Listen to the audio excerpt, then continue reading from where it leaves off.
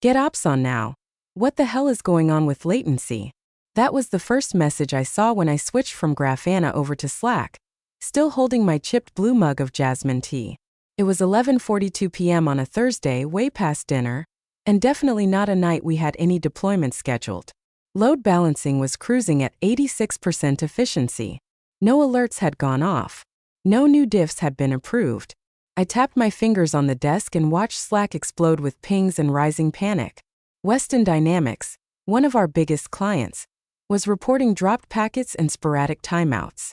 Their CTO had been looped in, so had their QA lead. Our VP of sales was typing, backspacing, then typing again like he was arguing with himself. And then Danny showed up.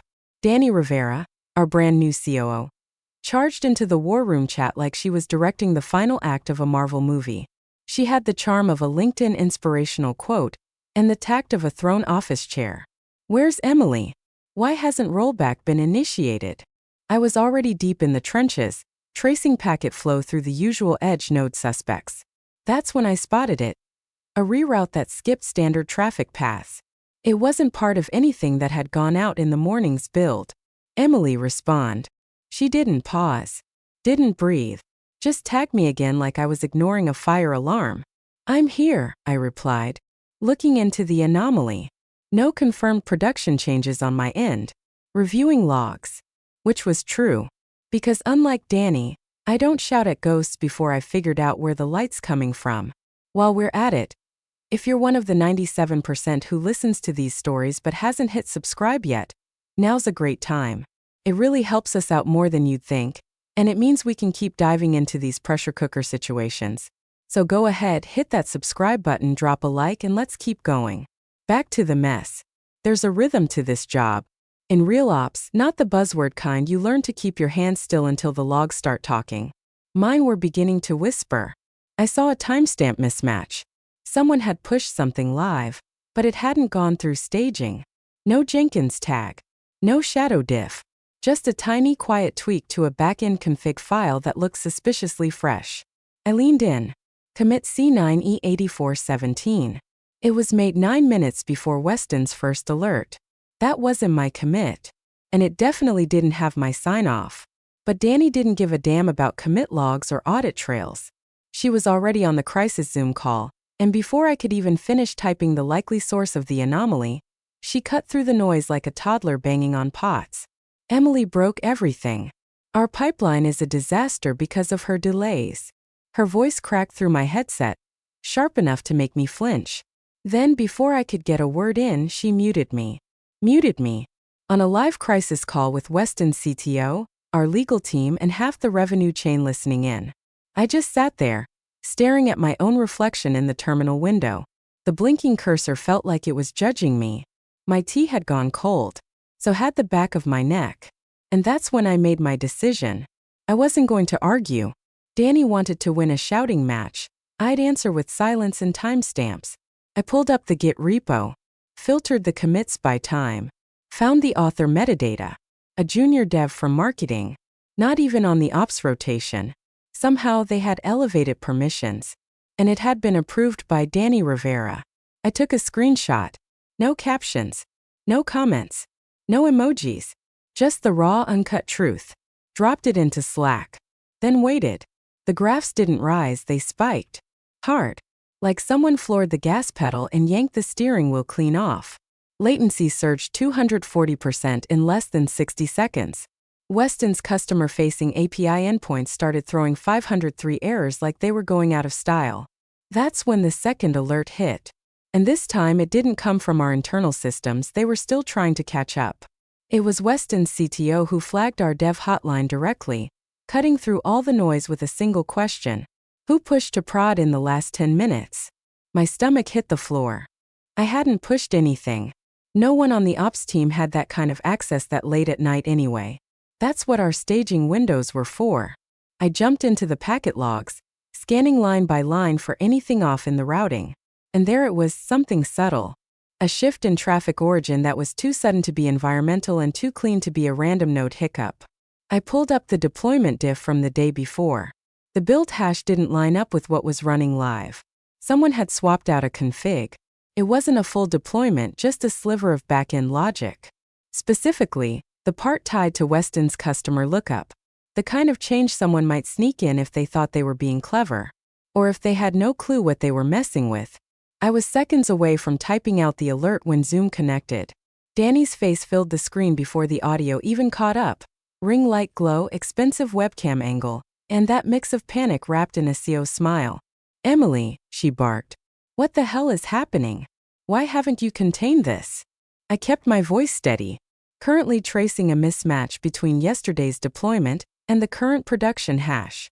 "Oh my God, enough with the jargon. Just fix it," she snapped, cutting me off before I finished. Then she turned to the room and made her grand statement. "This is exactly what I warned the board about. Old processes. No urgency. We need faster hands on this." Faster hands, from the same executive who bypassed staging and greenlit unapproved test accounts straight into production. All in the name of saving time. I hit mute before I said something I couldn't take back. Meanwhile, inside Slack, Weston's internal audit team was already on the move. Fast, sharp, and in no mood to let a $400,000 outage slip by as just another accident. They wanted everything: logs, API headers, approval chains, the full map from staging to prod. I gave them everything. Quietly. Completely. No commentary. I also included a report I'd flagged 2 days earlier. One where I warned about a sudden access change request. One that skipped security review and hadn't been signed off by anyone on the ops team. That warning had been ignored. It had ended up buried in Danny's expedited adjustments list. The CTO replied 5 minutes later. "Can you confirm no one from your team approved this?" I typed back one line. "No one from operations authorized this push." And I meant it. What I was staring at was a clean, undeniable paper trail. One Danny never thought anyone would bother to follow. Here's the kicker. The dev who pushed it? Still onboarding. A junior from marketing. Barely 6 weeks into the company. One of Danny's fast tracks because, in her words, they had strong product intuition. Then the timeline told the rest of the story. Push time. 11:33 p.m. Failure hits. 11:42 p.m. Rollback missed at 11:45, because Danny had locked me out of the decision tree. That's when I started building a snapshot log. Every step, every override, every time permissions were escalated behind our backs. Not just to save myself, but to map out exactly how this fire got started in the first place. And I wasn't the only one paying attention now. A few Slack threads over, Weston's lead backend engineer dropped a message that hit like a hammer. Just a note. Our team pulled the commit hash. Doesn't match ops. Doesn't even match staging. Someone went straight to prod with test-level logic. Looking forward to hearing who authorized that. The silence that followed said more than any shouting ever could. My mouth was still open when Danny hit mute. Mid-sentence. Mid-breath. Mid-sentence. Mid-thought. One moment I was calmly walking through an unauthorized commit and a staging bypass. Next thing I knew, the red mic icon popped up. I was silenced. In front of 15 people. Half of them outranked me. All of them held keys to our client relationships. Danny didn't even flinch. She took my forced silence as her cue to put on a show. "Well, now you see the problem," she chimed with that smug, sing-song executive voice that makes you want to tear your headset clean off. Legacy ops processes, outdated rollback procedures, and a lack of agility. This isn't the first time our systems have struggled to adapt. But I promise you all, I'll handle this personally. Handle it personally. Like she was the heroic leader stepping up to clean the mess made by the lowly staff who dared ask for protocol. I caught a glimpse of Weston's CTO Rodrigo Alston in the corner of my screen. He tilted his head. Just a bit. Not typing. Not smiling. Just watching. Taking it all in. I couldn't speak. Couldn't even use the Zoom chat. Danny had locked that too. But Slack? Slack was still open. While Danny kept going, pitching modernization like it was a TED Talk, I dropped a thread in the internal ops channel. Time-stamped. Linked. Just for our team. One screenshot of the Git commit. One export of the relevant logs. And one screenshot of the flag I'd filed 48 hours earlier. Subject line. Unverified access elevation request. Dev/test profile. I didn't add a single word of commentary. Commentary is for people trying to argue. Logs don't argue. They just need to breathe. Danny kept talking. Buzzwords spilled out: scalability, real-time responsiveness, eliminating bottlenecks. Apparently, that's how she framed skipping staging review and approving a junior marketing dev's request to adjust the UX response header logic on Weston's client queue. A change that ended up triggering a recursive call to a deprecated endpoint, one our load balancer was never trained to ignore. And she named me, right there on the record. This entire incident stems from a failure to embrace faster iteration. Our ops lead, Emily Tran, has resisted real-time adaptability, which is exactly why I've been advocating for a more responsive team. We can't let cautiousness cost us clients. I could feel the heat crawling up my neck. It wasn't the insult that got me. It was the way she used my silence like a weapon, knowing full well I couldn't speak to defend myself. And everyone else? Silent. Legal didn't say a word. Product didn't move. Even the junior dev she'd fast-tracked just stared blankly into his camera like he wished he could vanish. But I wasn't blinking anymore. I opened up my documentation suite and started digging. Every override Danny had issued over the past 6 weeks. Flagged. I highlighted the 4 marked urgent bypass required. I exported a diff trail between staging and live prod. 6 mismatches. Every single one outside of ops approval. Then I started building the file I knew Weston's CTO would ask for soon. A root cause matrix, complete with source links and timeline logs. I didn't have a title yet, but I already knew how it would end. Final trigger: commit approved by non-ops executive override. Unauthorized use of elevated credentials initiated cascade. When the Zoom call finally ended, Danny wrapped it with, "I'll be following up with board-side stakeholders directly." Of course she would. I closed Zoom, opened Notion, went straight to my "if shit hits the fan" folder, and I started documenting everything. The commit sat in the repo like a bloodstain on a wedding dress. Timestamp: 11:33 p.m. Label: small tweak to optimize customer queue flow. Author: Tyler_dev. Branch: hotfix/Liviux adjustment. Pushed straight to production. No code review. No staging. No CI checks. No automated rollback buffer. Just pure unfiltered arrogance, shoved into a one-line change that resurrected a piece of dead logic from a UX test we'd buried 3 months ago. It had been marked permanently retired in the bug tracker for a reason. I didn't need to run a full diff. I already knew what it hit. Weston's dynamic queue handler, the backbone of their entire customer-facing API during peak load. Tyler's patch reintroduced recursive logic. Not the smart kind, the kind that creates an infinite loop, ping-ponging between endpoints that no longer exist. 9 minutes later, Weston caught fire. I flagged Tyler's name. He wasn't in ops.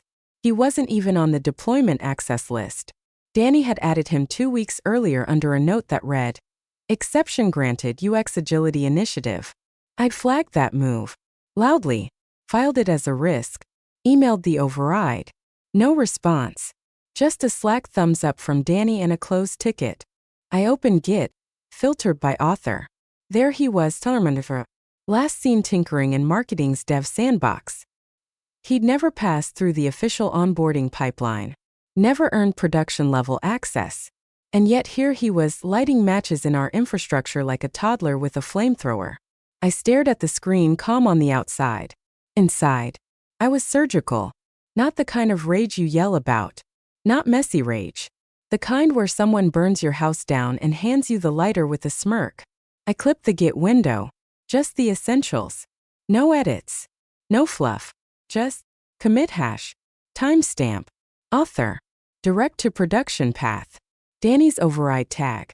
No spin. No drama. Just evidence. Then I opened Slack and posted it in #OpsWarRoom under a plain, clean title. Commit timeline pre-crash deployment trace. That was it.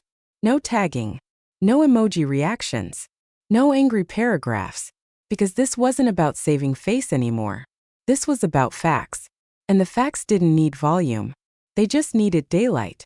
A few seconds later, Weston's senior backend engineer reacted with the emoji. Then silence. 10 seconds after that, Rodrigo, the CTO, added a message to the thread, confirming this pushed live before the cascade. I didn't respond with words. I just posted the Jenkins build log. It showed the truth. No build. No job. No staging. Just Tyler pushing raw, unchecked code straight into prod like a lunatic with root access. The emoji reactions didn't matter. The Slack thread didn't matter. What mattered was this. I didn't need to speak anymore. The evidence was out there. It had time, it had structure, it had weight. Dani could scream herself hoarse. The logs would still be louder. And I wasn't done collecting them. Not even close. Rodrigo didn't waste time. His next message came seconds after the commit screenshot dropped. It was short, sharp, almost surgical. Full access logs from last 24 hours. And rollback history from prod. Now. No greetings. No filler. Just pure quiet authority. The kind that tells you he already knows someone's lying. And he's just here to carve the rot out. I didn't stall. I pulled up our observability stack, traced the elevated permissions log, wrapped everything in a version-locked archive with checksum signatures, and sent him the link. 3 minutes later, I followed up with the second package. My original flag report. Subject: unauthorized role elevation. Tyler_dev. Filed 48 hours before the outage. Included: staging exclusion trace, sandbox permissions, final audit notes. Attached: Dani's Slack approval bypassing ops review. Every field filled. Every entry timestamped. Every warning ignored. I didn't editorialize. I just added one line. Attached full trace.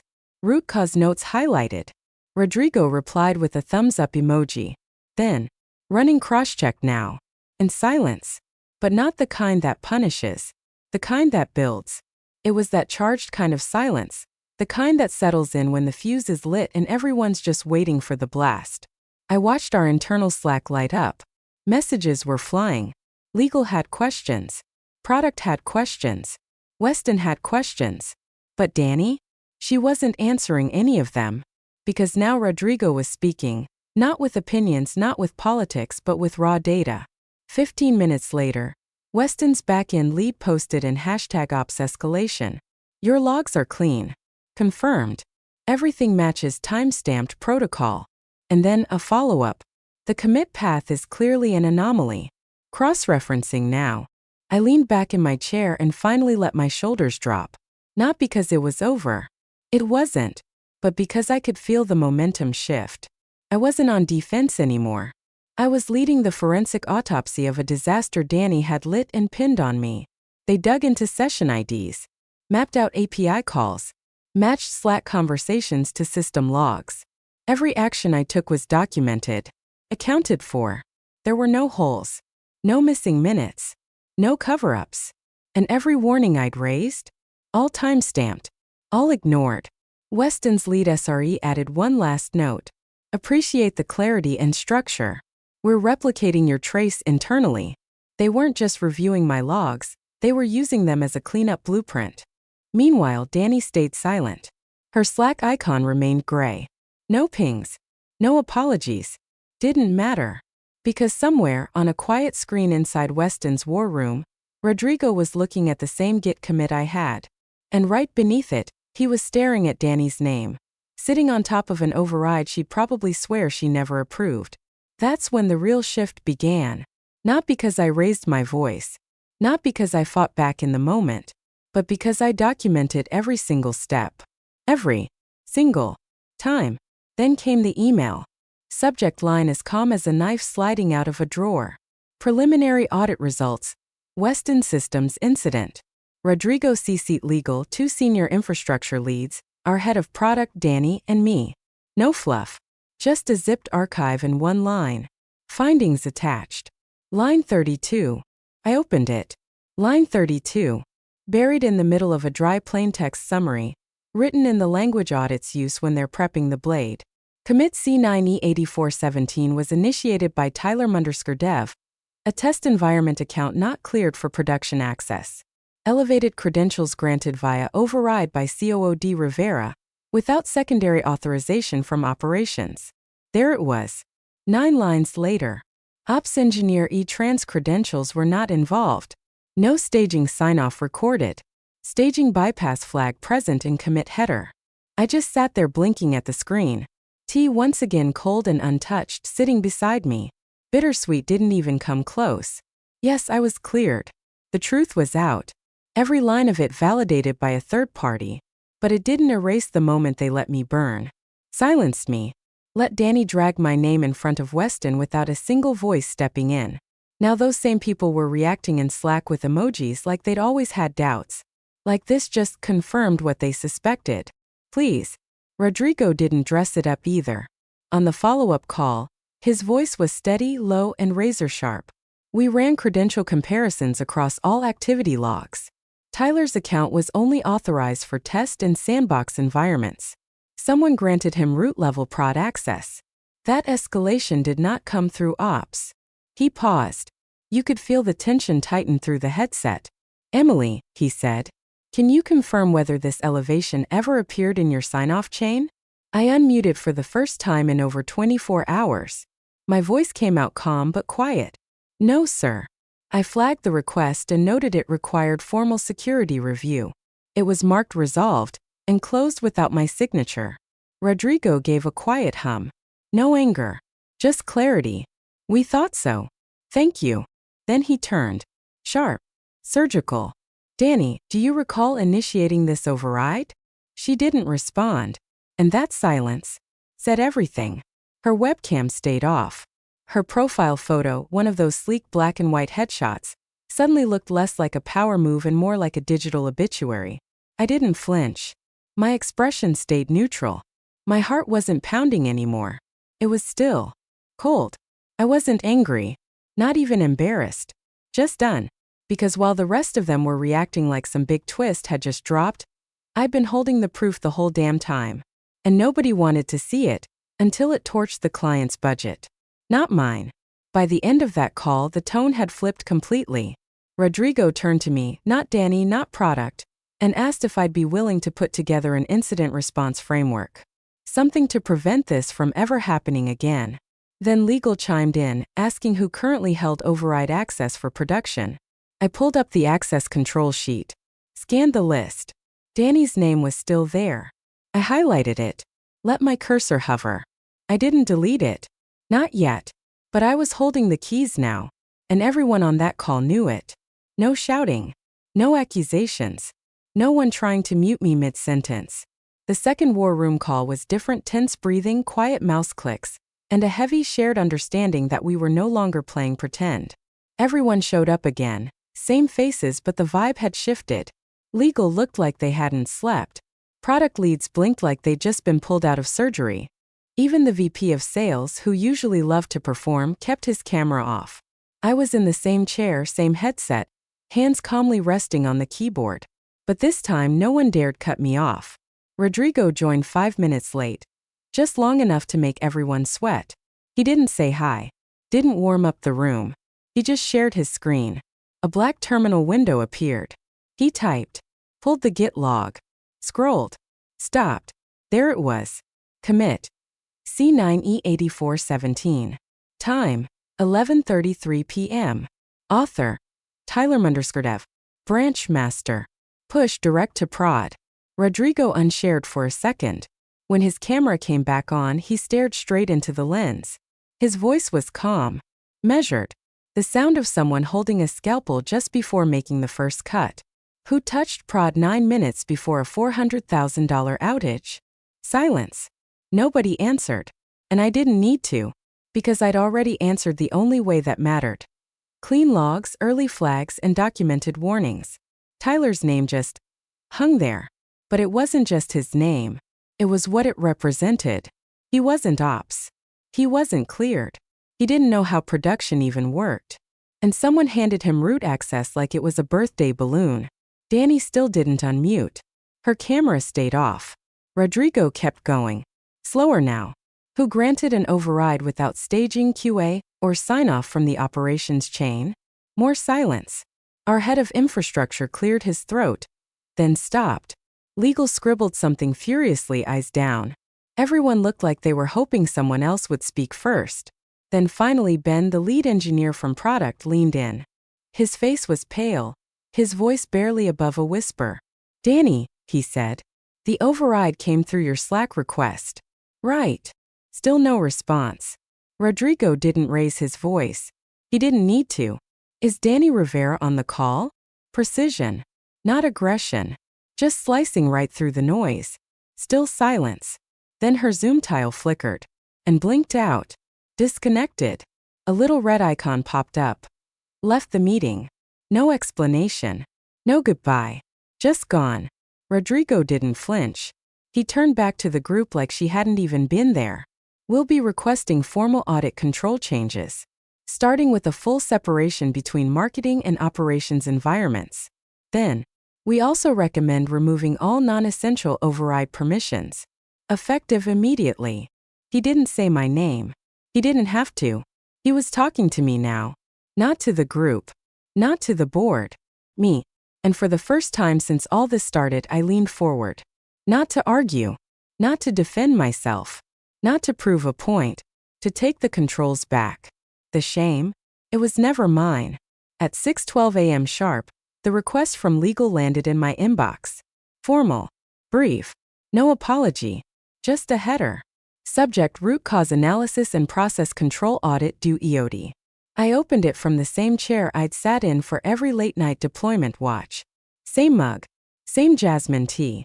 The crack in the ceramic had grown a bit deeper, but this time I wasn't logging risks. I was documenting a turning point. I built the RCA from scratch. No shortcuts, no pre-made templates, no AI fluff. Just raw line-by-line breakdowns of the incident. Cause and effect. Timeline and consequence. I wove in Slack timestamps, Git diffs, Jenkins gaps, access logs. Every override. Every flagged concern that got ignored. Every time the system trusted someone it never should have, because someone above me decided being careful was inconvenient. At the top, I wrote the title with care. Root Cause and Preventive Chain Rework. Prod Incident November 17th. Then underneath in plain unstyled text. Incident was initiated by unauthorized commit to production environment by unapproved personnel. Escalated via non-operational override. The resulting cascade led to a 74-minute outage affecting Weston Systems Tier 1 API layer. Estimated cost: $417,200. No bold. No color. The truth didn't need decoration. By noon, 3 new meetings popped onto my calendar. One from Legal Access Controls Review. One from the board's Oversight Liaison. No subject line. Just a name, Emily Tran. And the third tagged high priority, from the CTO's office. Weston's CTO. They all wanted the same thing. The new protocol. Rollback. Sign-off. Access logs. Permission gates. Full visibility. No more bypasses. No more urgent shortcuts from people who don't carry pagers or know what a failed deployment feels like at 2 a.m. Funny thing, I didn't volunteer. They came to me. Me, the one Danny silenced. The one she called out for delays. The one who, for a few long hours, had the word fault shadowing her name. Now I was writing the rules. Tyler, the marketing dev, was gone by sunset. HR called it a contract reassignment, but we all knew what that meant. His Slack account was disabled before I even submitted the final RCA. And Danny? Her name no longer appeared on the master access control sheet. I didn't remove it. Didn't have to. But I saw the audit trail line. Permission group, prod override modified by admin, on behalf of board directive. She wasn't fired, at least not yet, but she was out. Out of operations. Locked out of decision-making. Cut off from the system she used to override like they were hers. The war room she once stormed through like a queen at a chessboard?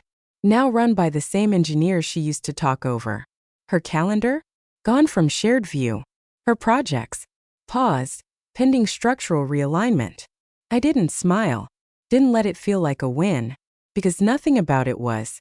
She didn't just cost us a client's trust or a few $100,000. She cracked the foundation. And now I was the one rebuilding it. One permission group at a time. One audit trail. One checkpoint. No shortcuts. Not because I wanted revenge, but because someone had to make sure this never happened again. And finally, after everything, After the silence, the screaming, the muting, they were listening. The remediation document went live on a gray Tuesday morning. Wedged between a product stand-up and a finance sync nobody wanted to attend. There was no announcement. No email blast. No "we value your hard work" post. Just a quiet little Confluence link titled, Postmortem, Prod Incident Number 1107 Final Version, Board Signed. I clicked it open like I was brushing off a grave marker. My name sat on the byline. No edits. No redactions. Right at the top, before any of the diagnostics, before the diff trees or the damage reports, sat the line I'd typed in one steady go. Trigger event, commit #C908417 by redacted. Approved by interim ops authority, bypass staging. No highlight. No dramatics. Just the truth stamped in code and time. In the remediation checklist, I'd assign the final action to myself. Update access protocol. Remove legacy override group. It took 12 seconds. I opened the permissions console. Typed Danny's name. Selected prod override. Clicked remove. The screen refreshed. Her access vanished like it had never existed. I leaned back in my chair and stared at the blinking cursor on a blank field. No music. No alert. No animated confetti to mark the moment. Just silence, the kind that comes when something necessary is finally done right. Weston kept their contract. No fines. No cutbacks. But tucked into their updated vendor protocol was a brand new clause, one I helped write. All production-level changes must be reviewed and authorized exclusively by personnel within the operations division. No marketing, product, or executive exceptions permitted. Signed by their CTO. Signed by legal. Signed by ours. Permanent. That was the win. Not the messages. Not the subtle Slack reactions or side-channel praise. The real victory was quieter. The system had integrity again. Later that evening, I shut down the audit console and poured a fresh cup of jasmine tea. Same cracked mug, same desk, same steady hands. Slack pinged once. A direct message. Weston's in for lead, I think. Just one line. No emojis. No fluff. Just, never mute the person holding the logs. I smiled barely. Nobody saw. Then I closed the laptop and let the system breathe. On its own.